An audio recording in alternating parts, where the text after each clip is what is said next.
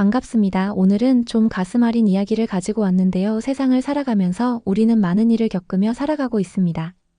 오늘의 주인공 윤재현은 어떤 일을 겪는지 이야기 속으로 들어가 보도록 하겠습니다.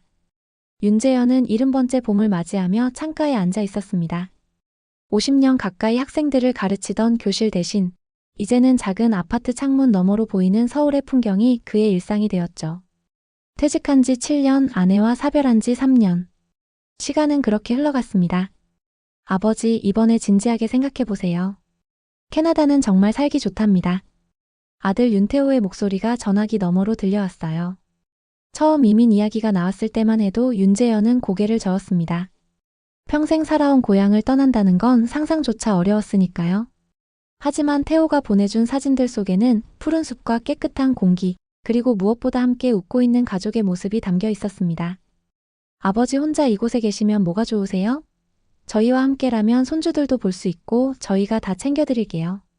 며느리 서지은의 말에도 설득력이 있었죠. 그녀는 통화할 때마다 정성스럽게 준비한 음식 사진을 보내왔고 윤재현의 건강을 진심으로 염려하는 모습이었습니다. 그렇게 한 달, 두 달이 지나면서 윤재현의 마음은 조금씩 움직이기 시작했어요. 오랫동안 홀로 지내온 고독함이 무겁게 느껴지는 날들이 많아졌거든요. 잠들기 전 텅 빈 집안을 바라보며 그는 생각했습니다. 그래, 이제는 가족과 함께하는 시간이 소중할지도 모르겠다. 봄비가 내리던 어느 윤재현은 결심했습니다. 서울 아파트를 팔고 은퇴 후 가끔 머물던 시골 작은 주택까지 정리하기로 했어요. 부동산에 매물로 내놓자 예상보다 빨리 거래가 성사되었습니다. 평생 모아온 재산과 추억이 담긴 집들을 떠나보내는 일은 쉽지 않았지만 새로운 시작을 위해 필요한 일이라고 스스로를 위로했죠. 아버지, 정말 감사합니다. 이제 저희가 잘 모시겠습니다. 태호의 목소리에는 진심이 담겨 있는 듯 했어요. 윤재현은 오랜만에 마음이 따뜻해지는 느낌이었습니다. 평생 교육자로 살아오며 다른 아이들을 위해 헌신했지만 정작 자신의 아들에게는 충분한 시간을 주지 못했다는 미안함이 있었으니까요. 이제라도 함께할 수 있다는 생각에 가슴이 설렜습니다. 마지막 짐을 정리하며 윤재현은 오래된 사진첩을 펼쳐보았어요. 태호가 처음 걸음마를 떼던 날, 초등학교 입학식, 대학 졸업식. 시간은 참 빠르게 흘러갔습니다. 이제 그 아들이 자신을 초대하는 새로운 나라에서의 삶. 60이 넘은 나이에 시작하는 모험이 낯설기도 했지만 가족과 함께한다는 생각에 용기가 생겼습니다. 이민 수속은 저희가 다 알아볼게요. 아버지는 그냥 짐만 챙기시면 돼요. 태호와 지은의 말대로 윤재현은 필요한 서류에 서명하고 짐을 챙기는 일에만 집중했습니다. 떠나기 일주일 전 평생 가르쳤던 제자들과 동료 교사들을 만나 작별 인사를 나누었어요. 다들 축하해주면서도 아쉬워했죠. 윤재현도 마음 한구석이 무거웠지만 새로운 시작에 대한 기대감이 더 컸습니다. 드디어 모든 것을 정리하고 은행에서 잔금을 받은 날이었어요. 통장에 찍힌 숫자를 보며 윤재현은 잠시 현기증을 느꼈습니다. 평생 일에 모은 돈이 이렇게 한 줄의 숫자로 정리되다니. 그럼에도 그는 미소 지었습니다. 이 모든 것이 새로운 시작을 위한 발판이 될 테니까요. 윤재현이 마지막으로 짐을 정리하고 있을 때였습니다. 부동산에서 잔금을 받아 통장에 입금된 것을 확인하고 여권과 필요한 서류들을 캐리어에 넣었죠. 내일이면 새로운 나라로 떠나는 날이었습니다. 몇 벌의 옷과 추억이 담긴 사진첩 몇 권만 남겨둔 채 나머지는 모두 정리했어요. 50년 넘게 살아온 삶이 이렇게 작은 가방 하나로 정리된다는 게 신기할 따름이었습니다. 그때 전화벨이 울렸어요. 태호였습니다. 아버지. 태호의 목소리에서 무언가 달라진 점을 느꼈습니다. 평소에 밝고 활기찬 톤이 아니었어요. 윤재현은 가슴이 조금 철렁했지만 아들이 말을 이어가길 기다렸습니다. 아버지. 죄송합니다. 갑자기 사정이 생겨서. 이민은 못 가게 됐어요. 윤재현은 잠시 말을 잇지 못했습니다. 귀를 의심했을 정도였죠. 무슨 일이 있는 거니? 비자에 문제라도 생겼어? 그게 회사에서 갑자기 중요한 프로젝트가 생겼고 아이들 학교도 문제가 있어서. 태호의 설명은 두서없이 이어졌고 어딘가 어색했습니다. 윤재현은 그 순간 무언가 크게 잘못되었다는 느낌을 받았지만 아들을 믿고 싶었습니다. 그래. 그럼 언제쯤 다시 계획을 세울 수 있을까? 그건 지금으로선 확실하게 말씀드리기 어려울 것 같아요. 일단 몇 개월은 기다려야 할 것 같습니다. 통화가 끝나고 윤재현은 창가에 홀로 앉아 서울의 야경을 바라보았어요. 내일 떠날 예정이었던 비행기, 이미 정리된 집, 그리고 캐리어 하나. 이제 그는 갈 곳이 없었습니다. 저녁 내내 윤재현은 태호에게 다시 전화를 걸었지만 연결되지 않았어요. 문자를 보내도 답장이 오지 않았습니다.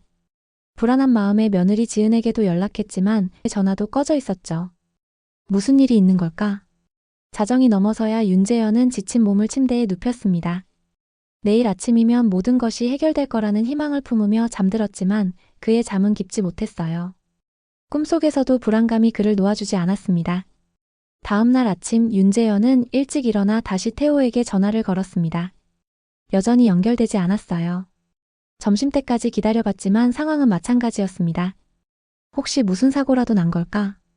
걱정되는 마음에 태호의 회사에 전화를 걸었지만 태호는 휴가 중이라는 답변만 돌아왔습니다. 그제서야 윤재현은 뭔가 심각하게 잘못되었다는 것을 깨달았어요. 마지막 희망을 품고 태호의 이웃에게 연락했습니다. 아, 윤 선생님. 태호 씨네요? 어제 아침에 짐을 다 싸서 어디론가 떠나더라고요. 휴가 가는 것 같았어요. 그 말을 들은 순간 윤재현의 다리에서 힘이 빠졌습니다. 전화기를 든 손이 떨렸어요. 이제 모든 것이 명확해졌습니다. 태호는 거짓말을 했고 윤재현의 재산을 가지고 사라진 것이었습니다. 그날 저녁 윤재현은 통장 잔고를 확인했습니다. 아파트와 시골집을 팔아 모은 돈 5억 원 중 480만 원만 남아 있었어요. 태호가 공동명의로 만들어 놓은 계좌에서 거의 모든 돈이 출금된 상태였습니다. 윤재현의 세상이 무너져 내렸어요. 호텔 방에 홀로 앉아 윤재현은 자신의 상황을 직시해야 했습니다. 집은 이미 팔았고 가진 돈은 얼마 없었습니다. 무엇보다 마음의 상처가 너무 컸어요. 자신의 아들, 그토록 믿었던 태호가 이런 일을 벌일 거라고는 꿈에도 생각하지 못했습니다. 창밖으로 보이는 서울의 불빛들이 갑자기 너무나 차갑게 느껴졌어요. 윤재현은 그렇게 인생에서 가장 어두운 밤을 맞이했습니다. 남겨진 건 통장과 캐리어 하나뿐이었죠. 아침이 밝았습니다. 윤재현은 호텔 창문으로 들어오는 햇살에 눈을 떴습니다. 순간 어제의 일이 꿈이기를 바랐지만 옆에 놓인 캐리어와 텅 빈 방은 현실을 그대로 보여주고 있었죠. 이제 어떻게 해야 하지? 윤재현은 천천히 일어나 세수를 했습니다. 거울 속에 비친 얼굴은 하룻밤 사이 더 늙어버린 것 같았어요. 그래도 그는 가능한 한 침착하게 상황을 정리해보기로 했습니다. 우선 당장 머물 곳이 필요했어요. 호텔비를 아껴야 했기에 오늘 중으로 방을 구해야 했습니다. 윤재현은 오랜 지인인 김 교장에게 전화했어요. 함께 교직에 있었던 동료였죠. 재현 선생, 어제 캐나다 가는 거 아니었어? 그게 잠시 미뤄졌네. 아들 회사에 문제가 생겨서. 윤재현은 웃으며 대답했지만 목소리가 떨리는 걸 숨길 수 없었습니다. 자존심이 허락하지 않았어요. 평생 똑바로 살아왔고 남들에게 존경받던 교사였는데 아들에게 사기를 당했다고 말할 수는 없었습니다. 그럼 집은? 이미 팔았어. 잠시 머물 방을 알아보는 중이야. 김 교장은 잠시 말이 없더니 조심스럽게 물었습니다. 혹시 도움이 필요하니? 아니, 괜찮아. 그저 괜찮은 월세방 정보가 있으면 알려줘. 통화를 마치고 윤재현은 한숨을 내쉬었습니다. 평생 남에게 신세 지는 걸 싫어했기에 지금의 상황이 더욱 견디기 힘들었어요. 하지만 현실을 직시해야 했죠. 그는 남은 돈을 확인하고 간단히 계획을 세웠습니다. 적금과 연금으로 최소한의 생활은 가능했어요. 문제는 마음의 상처였습니다. 그날 오후 김 교장의 소개로 서울 변두리의 작은 월세방을 구했습니다. 방 한 칸에 작은 욕실이 딸린 단칸방이었어요. 교사로 30년을 살았던 그가 이런 좁은 공간에 살게 될 줄은 꿈에도 몰랐습니다. 하지만 지금은 선택의 여지가 없었죠. 선생님, 여기가 그렇게 나쁘진 않아요. 시장도 가깝고 버스 정류장도 바로 앞이고요. 부동산 중개인의 말에 윤재현은 그저 고개를 끄덕였습니다. 방 안에 캐리어를 풀고 몇 안 되는 짐을 정리했어요. 벽에 걸린 작은 거울을 보며 그는 스스로에게 말했습니다. 괜찮아. 다시 시작하면 돼. 하지만 밤이 되자 견디기 힘든 외로움이 찾아왔어요. 윤재현은 다시 태호에게 전화를 걸었습니다. 여전히 연결되지 않았죠. 문자를 보내도 답장은 오지 않았습니다. 10통, 20통.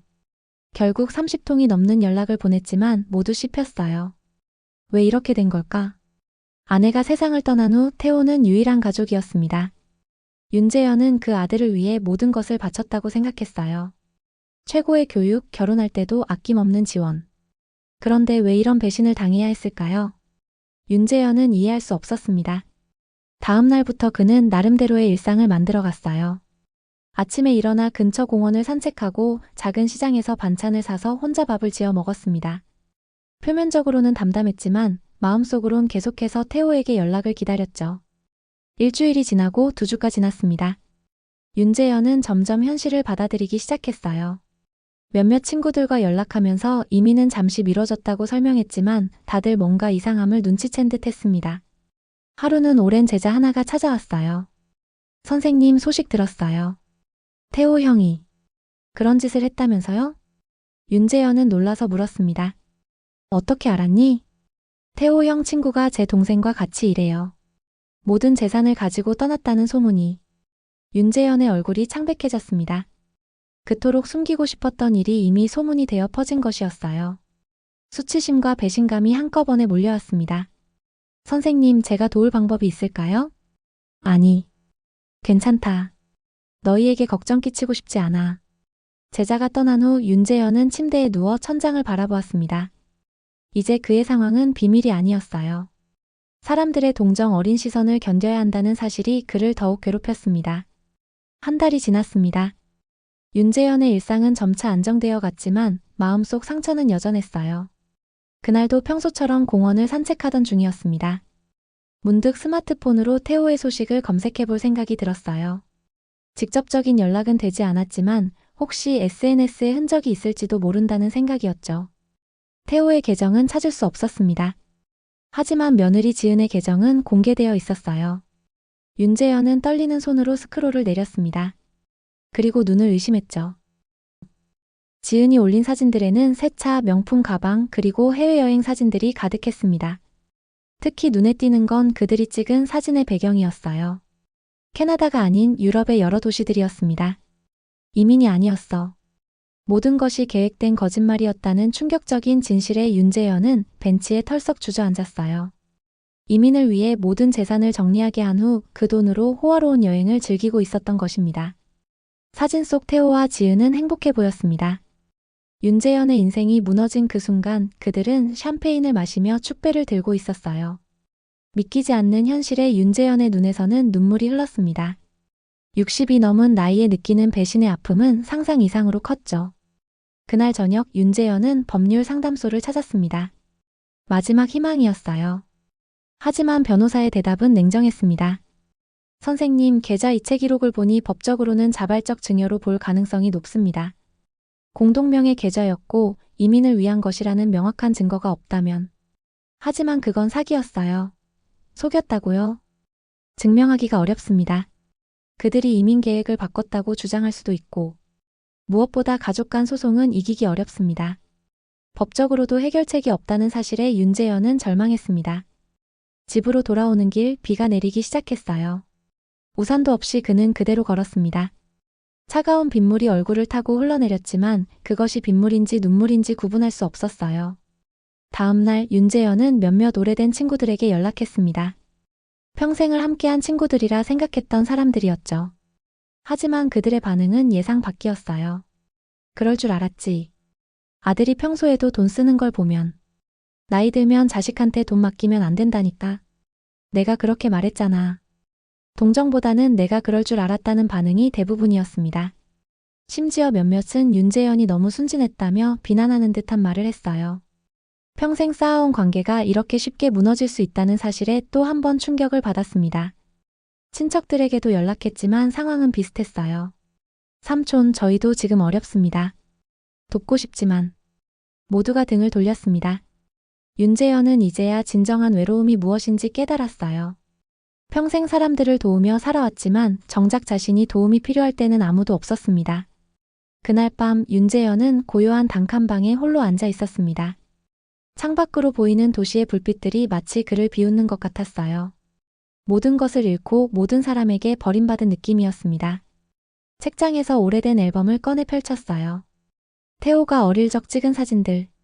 첫 걸음마를 뗐을 때, 자전거를 처음 탔을 때, 중학교 입학식. 그 순수했던 아이가 어떻게 이런 사람이 되었을까요? 윤재현은 자신의 교육 방식에 문제가 있었던 걸까 자책하기도 했습니다. 앨범을 덮고 윤재현은 깊은 한숨을 내쉬었어요. 그리고 그렇게 주저앉았습니다. 인생의 최저점에 도달한 느낌이었죠. 아침 해가 떠올랐습니다. 윤재현은 창문으로 들어오는 햇살에 눈을 떴지만 몸을 일으킬 의욕이 없었어요. 어제의 충격과 절망이 아직도 생생했습니다. 그래도 습관처럼 천천히 일어나 세수를 했어요. 거울 속 자신의 모습이 낯설게 느껴졌습니다. 한 달 사이에 얼굴에는 주름이 더 깊어졌고 눈빛은 생기를 잃었죠. 이제 어떻게 살아야 하나? 윤재현은 텅 빈 냉장고를 열었다가 다시 닫았습니다. 식욕이 없었어요.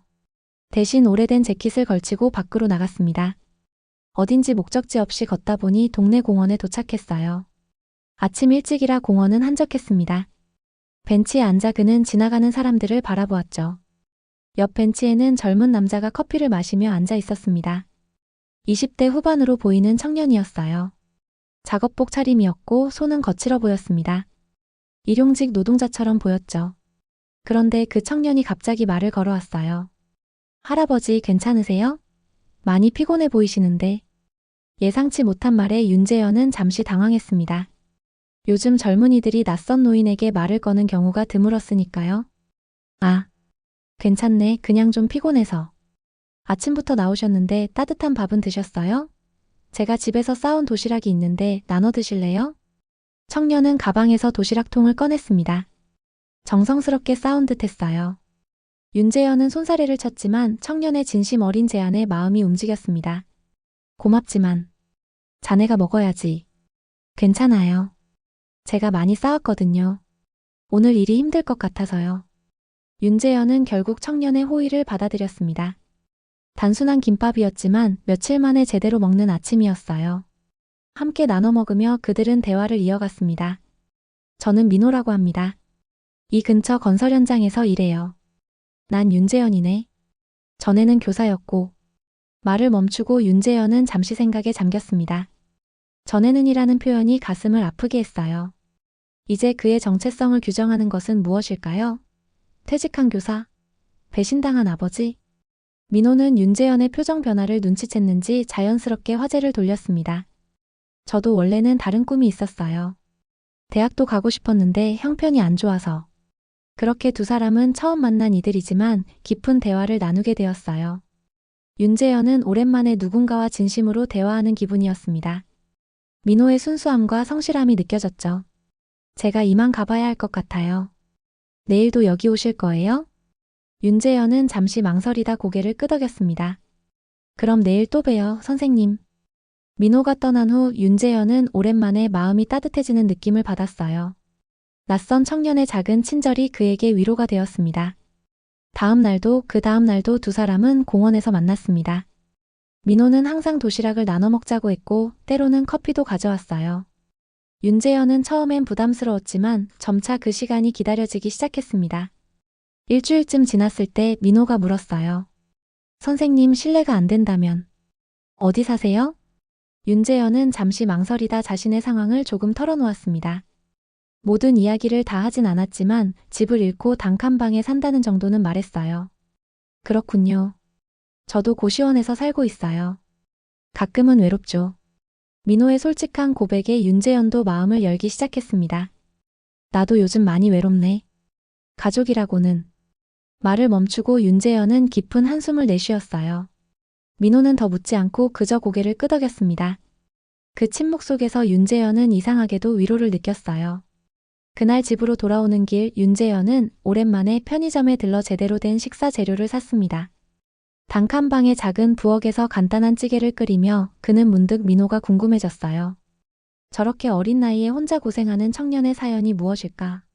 밥을 먹으며 윤재현은 생각했습니다. 민호와의 만남이 우연인지 아니면 운명인지. 어쩌면 자신이 나락으로 떨어졌을 때 누군가가 건넨 작은 빛이 아닐까요? 다음 날 윤재현은 평소보다 일찍 공원에 나갔습니다. 손에는 직접 만든 김밥 도시락이 들려 있었어요. 이번엔 자신이 민호에게 대접하고 싶었습니다. 벤치에 앉아 기다리니 얼마 지나지 않아 민호가 나타났어요. 선생님, 오늘은 제가 늦었네요. 아니, 내가 일찍 나왔지. 오늘은 내가 준비해왔네. 김밥을 건네자 민호의 얼굴에 환한 미소가 번졌습니다. 와, 선생님이 직접 만드셨어요? 정말 감사합니다.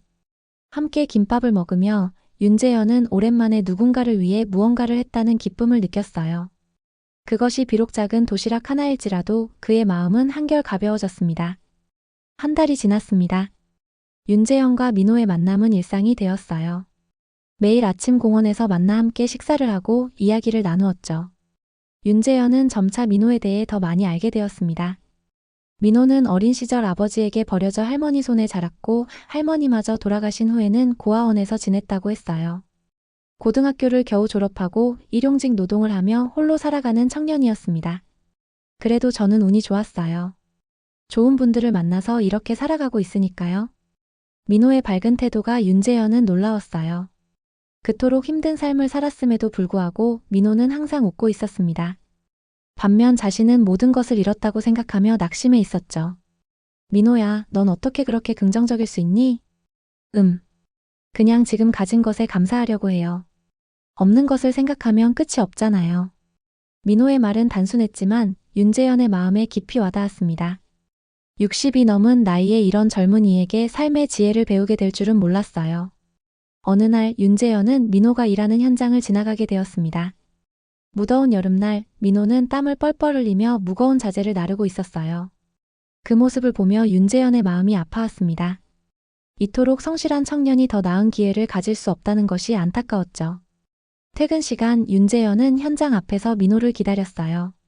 선생님, 여긴 어쩐 일로 오셨어요? 그냥 지나가다가. 우리 저녁이나 먹을까? 식당에서 윤재현은 민호에게 물었습니다. 혹시 다른 일을 해보고 싶은 생각은 없니?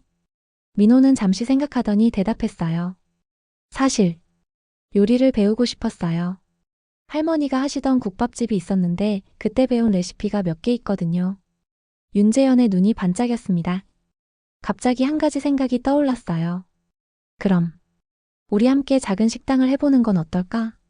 민호는 놀란 표정으로 윤재현을 바라보았습니다. 무슨 말씀이세요? 내게는 아직 조금의 연금과 적금이 남아있어. 큰 돈은 아니지만 작은 가게를 열기엔 충분할 거야. 윤재현의 제안에 민호는 말을 잇지 못했어요. 잠시 침묵이 흐른 후 민호의 눈에서 눈물이 흘렀습니다. 선생님, 왜 저한테 이런 기회를 주시는 거예요? 저 같은 사람에게. 윤재현은 민호의 손을 꼭 잡았습니다. 가족이란 꼭 피가 섞인 사이만은 아니야.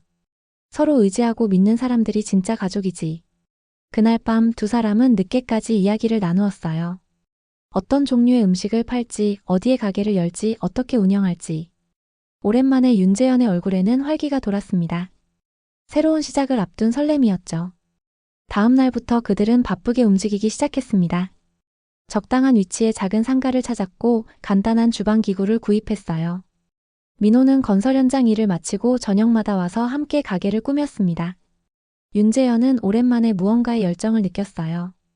선생님, 이름은 뭐라고 할까요? 고민 끝에 그들은 할아버지의 국밥집이라고 이름 짓기로 했습니다. 단순하지만 정감 있는 이름이었어요. 개업날 윤재현은 긴장했습니다.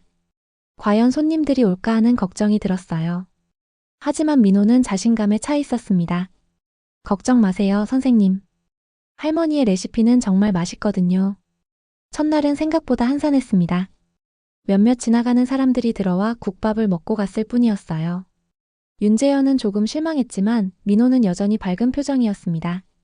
첫날부터 잘 되면 오히려 이상한 거예요. 천천히 입소문을 타면 돼요. 그 말대로였습니다. 일주일, 2주일이 지나면서 단골 손님이 생기기 시작했어요. 특히 민호가 만드는 소고기 국밥은 근처 직장인들 사이에서 인기였습니다. 윤재현은 카운터와 홀서빙을 맡았고 민호는 주방을 책임졌죠. 한 달이 지나자 할아버지의 국밥집은 점심시간에 자리가 없을 정도로 붐비기 시작했습니다. 윤재현은 바쁘게 손님들을 응대하며 오랜만에 보람을 느꼈어요. 사람들과 대화하고 그들의 칭찬을 듣는 것이 즐거웠습니다. 할아버지, 이 국밥 정말 맛있어요. 어디서 배우셨어요? 아, 그건 우리 민호가 만든 거야. 내 손자 같은 친구지. 가을이 깊어갔습니다. 할아버지의 국밥집은 동네에서 소문난 맛집이 되었어요. 윤재현과 민호는 아침 일찍부터 저녁 늦게까지 함께 일했습니다. 힘들었지만 둘 다 행복했어요. 윤재현은 오랜만에 삶의 의미를 찾은 듯 했습니다. 매일 아침 식당 문을 열 때마다 설렘이 가득했죠. 선생님, 오늘은 특별 메뉴 한번 해볼까요? 제가 어젯밤에 새로운 레시피를 생각해봤는데 민호의 끊임없는 열정과 아이디어가 식당을 더욱 활기차게 만들었습니다. 그는 단순히 일꾼이 아니라 진정한 파트너였어요. 윤재현은 점점 더 민호를 자랑스럽게 생각했습니다. 어느 날 점심시간이 막 지났을 때였어요. 가게 안은 조용해졌고 윤재현과 민호는 잠시 휴식을 취하고 있었습니다. 그때 가게 문이 열렸어요. 고급스러운 양복을 입은 남자가 들어왔습니다. 윤재현은 그 순간 숨이 멎는 듯 했어요.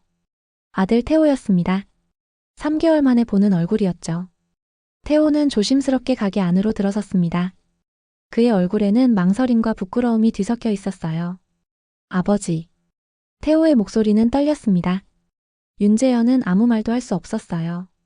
온갖 감정이 한꺼번에 밀려왔습니다. 분노, 상처, 그리고 그럼에도 불구하고 여전히 남아있는 아버지로서의 사랑. 아버지. 그땐 왜 그랬는지 저도 모르겠습니다. 태호의 말에 윤재현은 천천히 일어났습니다. 주방에서 일하던 민호도 상황을 눈치채고 조용히 나왔어요. 윤재현은 민호에게 고개를 끄덕였고 민호는 그 뜻을 알아차리고 주방으로 돌아갔습니다. 앉으렴. 윤재현의 목소리는 담담했어요. 태호는 조심스럽게 테이블에 앉았습니다. 그의 손은 떨리고 있었죠. 어떻게 찾아왔니? 동네 분들이 아버지가 식당을 하신다고 소문을 듣고 왔습니다. 윤재현은 태호를 가만히 바라보았습니다. 아들의 얼굴에는 피로의 흔적이 역력했어요. 예전에 자신감 넘치던 모습은 찾아볼 수 없었습니다. 지은은? 이혼했습니다. 저희가 가져간 돈. 대부분 지은이 써버렸어요. 유럽 여행 가고 명품 사고. 결국 모든 걸 잃었습니다. 윤재현은 아무런 반응을 보이지 않았어요. 내심 그럴 줄 알았다는 생각이 들었지만 말하지 않았습니다. 아버지. 용서해 주십시오. 제가 정신이 나가서. 그땐 어떻게 그런 짓을 할 수 있었는지. 태호의 눈에서 눈물이 흘렀습니다. 진심인지 연기인지 윤재현은 판단할 수 없었어요. 하지만 한 가지 확실한 것은 그 눈빛이 여전히 계산적으로 보인다는 점이었습니다. 무언가를 원하고 있었죠. 아버지, 제가 지금 많이 어렵습니다. 잠시 의지할 곳이 필요해서. 윤재현의 마음속에 무언가가 움직였습니다. 이것이 진정한 아들의 회개일까 아니면 또 다른 계략일까? 하지만 그는 이미 결정을 내린 상태였어요. 천천히 자리에서 일어나 뒤편 서랍으로 향했습니다. 태호의 눈에 기대감이 어렸어요. 그러나 윤재현이 꺼낸 것은 돈이나 통장이 아닌 종이 한 장이었습니다. 이건 지난달에 쓴 내 유언장이야. 너한텐 아무것도 안 남겼다. 태호의 얼굴이 사색이 되었습니다. 윤재현은 차분히 말을 이어갔어요. 네가 버린 건 내 재산이 아니야. 내 마음이고 우리 가족이고 내 어릴 적 웃음이야. 침묵이 흘렀습니다. 그 순간 민호가 주방에서 나와 테이블 위에 뜨거운 국밥 한 그릇을 올렸어요. 사장님, 이 국밥은 누구 드릴까요? 윤재현은 조용히 말했습니다. 그냥 길 잃은 손님 한 명일 뿐이야. 그리고 등을 돌려 주방으로 들어갔어요.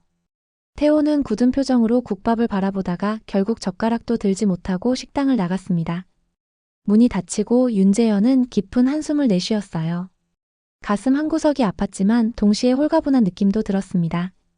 마침내 그는 과거의 상처를 직면하고 그것을 넘어설 수 있는 힘을 얻었죠.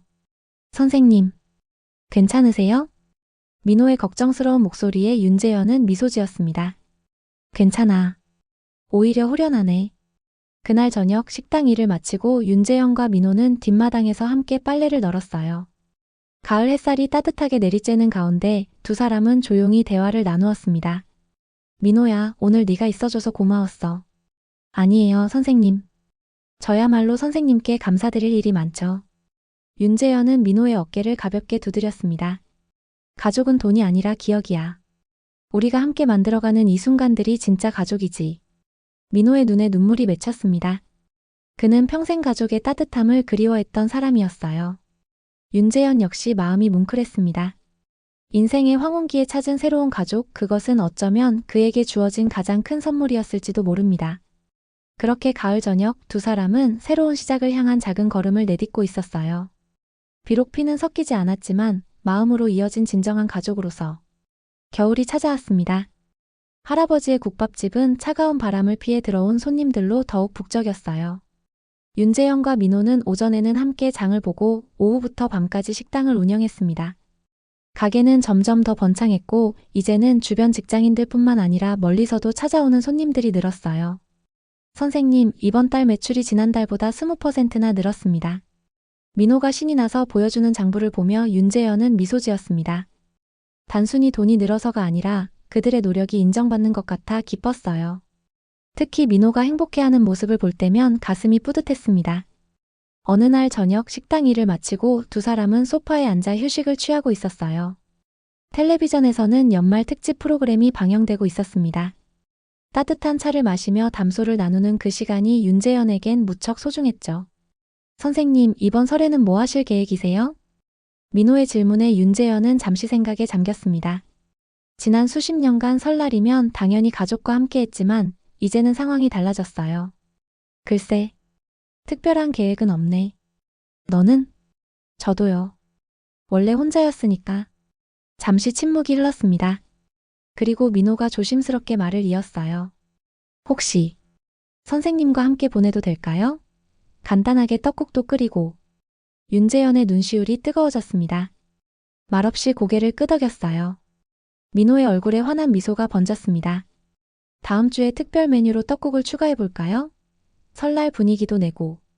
대화는 자연스럽게 식당 이야기로 이어졌습니다. 새로운 메뉴를 개발하고 인테리어를 조금 바꾸고 직원을 한 명 더 고용하는 것에 대해 논의했어요. 식당이 커지면서 두 사람의 꿈도 함께 커지고 있었습니다. 다음 날 아침 윤재현은 일찍 일어나 커피를 준비했습니다. 창밖으로 보이는 첫눈에 마음이 설렜어요. 곧 민호도 일어나 함께 아침을 먹었습니다. 이제 그들은 식당 위층의 작은 아파트에서 함께 살고 있었어요. 비용도 절약되고 무엇보다 서로에게 의지가 되었죠. 선생님, 오늘은 제가 새로운 반찬을 몇 가지 시도해 볼게요. 어제 시장에서 좋은 재료를 구했거든요. 민호의 요리 솜씨는 나날이 발전했습니다. 처음에는 할머니에게 배운 몇 가지 레시피로 시작했지만 이제는 자신만의 창의적인 요리를 개발하기도 했어요. 윤재현은 그런 민호를 보며 교사로서의 본능이 되살아나는 것을 느꼈습니다. 누군가의 성장을 지켜보는 기쁨, 그것은 그가 평생 사랑했던 일이었죠. 장을 보고 돌아오는 길, 윤재현은 문득 길 건너편에서 익숙한 얼굴을 발견했습니다. 태호였어요. 그는 멀리서 식당을 바라보고 있었습니다. 윤재현은 잠시 멈춰 서서 아들을 응시했어요. 태호도 아버지를 보고 잠시 망설이는 듯 했지만 결국 고개를 숙이고 돌아섰습니다. 집으로 돌아온 윤재현은 생각에 잠겼습니다. 태호가 왜 다시 나타났을까? 아직도 무언가를 바라는 것일까? 아니면 정말로 후회하는 것일까? 하지만 이제 그 질문들이 예전만큼 그를 괴롭히지는 않았어요. 그는 자신의 새로운 삶에 집중하기로 결심했습니다. 선생님, 이거 보세요. 새로운 메뉴 아이디어를 정리해봤어요. 민호가 보여주는 노트를 보며 윤재현은 미소 지었습니다. 과거는 과거로 남겨두고 현재와 미래에 집중하는 것. 그것이 그가 배운 가장 중요한 교훈이었죠. 설날 아침 윤재현과 민호는 일찍 일어나 함께 떡국을 준비했습니다. 예전에는 항상 누군가가 차려주던 명절 음식을 이제는 스스로 만들고 있었어요. 민호는 할머니에게 배운 비법으로 맑고 깊은 국물을 우려냈고 윤재현은 정성스럽게 고명을 얹었습니다. 선생님, 새해 복 많이 받으세요. 민호가 공손히 절을 했습니다. 윤재현은 가슴이 뭉클해져 민호를 꼭 안아주었어요. 너도 복 많이 받아라, 민호야. 두 사람은 따뜻한 떡국을 먹으며 새해 계획을 이야기했습니다. 식당을 더 확장하고 민호가 요리학교에 다니는 것, 그리고 어쩌면 다른 지점을 내는 것까지. 꿈은 점점 커져갔어요. 식사를 마친 후 윤재현은 서랍에서 작은 상자를 꺼냈습니다. 민호야, 이건 너에게 주고 싶은 거야. 상자 안에는 오래된 금시계가 들어있었어요. 윤재현의 아버지가 그에게 물려준 가보였습니다. 선생님, 이걸 제게요? 너무 귀중한 물건인데. 가족에게 물려주는 거야. 네가 내 진짜 가족이니까. 민호의 눈에서 눈물이 흘렀습니다. 그는 조심스럽게 시계를 손목에 차보았어요. 제가 꼭 소중히 간직하겠습니다. 그리고 언젠가 저도 누군가에게 물려줄게요. 윤재현은 고개를 끄덕였습니다. 가족의 의미, 인생의 진정한 가치. 그는 60이 넘은 나이에 새롭게 배우고 있었습니다. 모든 걸 잃은 것 같았지만 사실은 더 중요한 것을 얻었던 거죠. 그날 저녁 식당은 특별히 일찍 문을 닫았습니다. 윤재현과 민호는 뒷마당에 작은 테이블을 펴고 소주 한 병을 나눠 마셨어요. 겨울 하늘의 별들이 유난히 밝게 빛나고 있었습니다. 선생님, 가끔은 이게 다 꿈인 것 같아요. 제가 이렇게 행복해도 될까 싶을 정도로. 윤재현은 민호의 어깨를 가볍게 두드렸습니다. 인생은 참 이상한 거야. 때로는 가장 어두운 순간이 지나고 나서야 진짜 빛을 볼 수 있는 법이지. 두 사람은 그렇게 별이 빛나는 밤하늘 아래 새로운 가족으로서 첫 명절을 보내고 있었습니다. 피보다 진한 인연, 그것이 바로 진짜 가족의 의미였습니다. 가족은 말이 아니라 밥이야. 함께 나누는 시간과 기억. 그것이 가족이지. 윤재현의 말에 민호는 고개를 끄덕였습니다.